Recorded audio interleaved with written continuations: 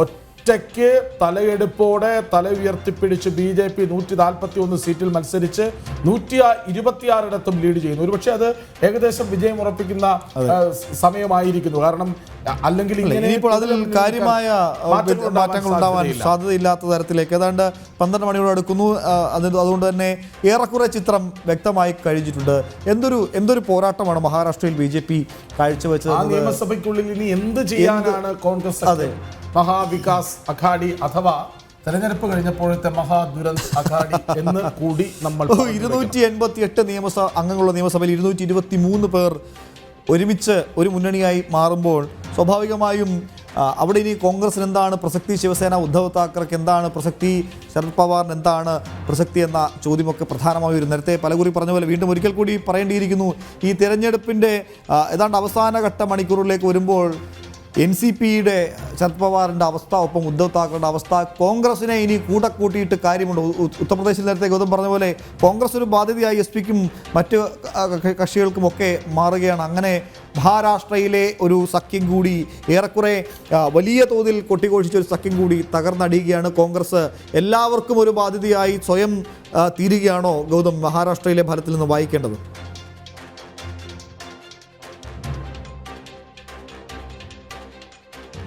വായിച്ചെടുക്കേണ്ടത് നേരത്തെ ജമ്മു കാശ്മീരിലും ഒക്കെ സംഭവിച്ചത് അത് തന്നെയാണ് വായിച്ചെടുക്കേണ്ടത്. നേരത്തെ ജമ്മു കാശ്മീരിലും ഒക്കെ സംഭവിച്ചത് ഈ സഖ്യകക്ഷികൾക്ക് തലവേദന ഉണ്ടാക്കുന്ന പാർട്ടിയായി കോൺഗ്രസ് മാറുന്നൊരു സാഹചര്യം ഉണ്ടായിരുന്നു. ഇപ്പോൾ മഹാരാഷ്ട്രയിലും സംഭവിച്ചിരിക്കുന്നത് ഏതാണ്ട് ഇത് തന്നെയാണ്.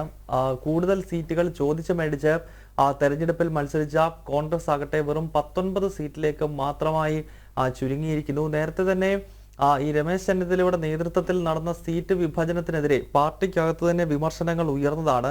അതായത് പേയ്മെന്റ് സീറ്റുകൾ രൂപപ്പെടുന്നു തുടങ്ങിയ വിമർശനങ്ങൾ ആ ഘട്ടത്തിൽ ഈ സീറ്റ് വിഭജന ഘട്ടത്തിൽ തന്നെ ഉയർന്നു വന്നിരുന്നു. ഇപ്പോൾ ഇതിനെയൊക്കെ ഏതാണ്ട് ശരിവെക്കുന്ന രീതിയിലുള്ള തെരഞ്ഞെടുപ്പ് ഫലമാണ് മഹാരാഷ്ട്രയിൽ നിന്നും പുറത്തു വരുന്നത് എന്ന് വേണം മനസ്സിലാക്കാൻ. ഇപ്പോൾ 223 സീറ്റിൽ BJP ഒറ്റയ്ക്ക് ലീഡ് ചെയ്യുമ്പോൾ 54 സീറ്റിൽ മാത്രമായി കോൺഗ്രസിന്റെ ലീഡ് നില ചുരുങ്ങിപ്പോയി എന്നതാണ്. ഒരു ഘട്ടത്തിൽ 130 എന്ന ഒരു നമ്പറിലേക്ക് വരെ കോൺഗ്രസ് എത്തിയതാണ്. പക്ഷേ ആ കോൺഗ്രസ് ആണ് ഇപ്പോൾ ആ മുന്നണിയാണ് ഇപ്പോൾ 54 സീറ്റിലേക്ക് മാത്രമായി ചുരുങ്ങിയിരിക്കുന്നത്. ഏതായാലും ഭരണഘടനാ ദിവസമായ 26-ന് തന്നെ ഒരുപക്ഷെ BJP അവിടെ സർക്കാർ രൂപീകരിക്കുവാനുള്ള സാധ്യതയുണ്ട്. മാത്രമല്ല ആ ദിവസത്തിന് മറ്റൊരു സവിശേഷത മുംബൈ ഭീകരാക്രമണം നടന്ന ദിവസവുമാണ്. നമുക്കറിയാം 2008-ൽ UPA സർക്കാർ ഭാരതത്തിൽ അധികാരത്തിലിരിക്കുന്ന ഘട്ടത്തിലാണ് അജ്മൽ കസബിന്റെ നേതൃത്വത്തിൽ പാകിസ്ഥാനിൽ നിന്നുള്ള ഇസ്ലാമിക ഭീകരവാദികൾ ബോട്ട് മാർഗം മുംബൈയിലെത്തുകയും പിന്നീട് മുംബൈ നഗരത്തിന്റെ പല ഭാഗങ്ങളിലായി ഏതാണ്ട് 4 ദിവസം തുടർച്ചയായി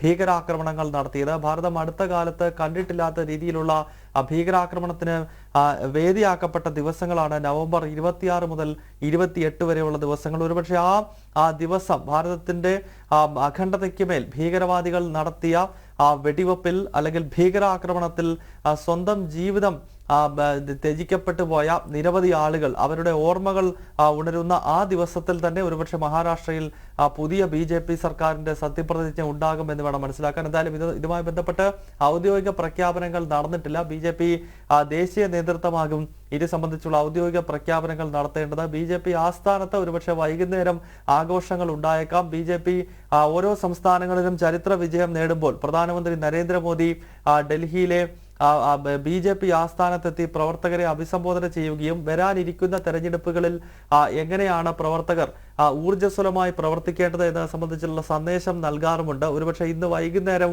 പ്രധാനമന്ത്രി നരേന്ദ്രമോദി BJP ആസ്ഥാനത്ത് എത്തിയേക്കാം. എന്തായാലും ആഘോഷങ്ങൾ വൈകുന്നേരത്തോടു കൂടിയാകും ആരംഭിക്കുക. ഇപ്പോൾ മഹാരാഷ്ട്രയിലെങ്ങും BJP പ്രവർത്തകർ പടക്കം പൊട്ടിച്ചും അതോടൊപ്പം മധുരം വിതരണം ചെയ്തുമുള്ള ആഘോഷ പരിപാടികൾ തുടങ്ങിയിരിക്കുന്നു. മുംബൈയിൽ BJP ആസ്ഥാനത്ത് ആഘോഷം ആരംഭിച്ചിരിക്കുന്നു. 124 സീറ്റുകൾ ഒറ്റയ്ക്ക് നേടിക്കൊണ്ടുള്ള ചരിത്ര വിജയമാണ് മഹാരാഷ്ട്രയിൽ BJP ഈ തവണ നേടിയിരിക്കുന്നത്. ഏക്നാഥ് ഷിൻഡെ നേതൃത്വം നൽകുന്ന ശിവസേന 56 സീറ്റിലും അജിത് പവാർ നേതൃത്വം നൽകുന്ന ശിവസേന 37 സീറ്റിലും വിജയിച്ചു. സ്വാഭാവികമായും സമാനതകളില്ലാത്ത മുന്നേറ്റം മഹായുതി മുന്നണിയുടെ ഭാഗത്ത് നിന്ന് ഉണ്ടായിരിക്കുന്നു.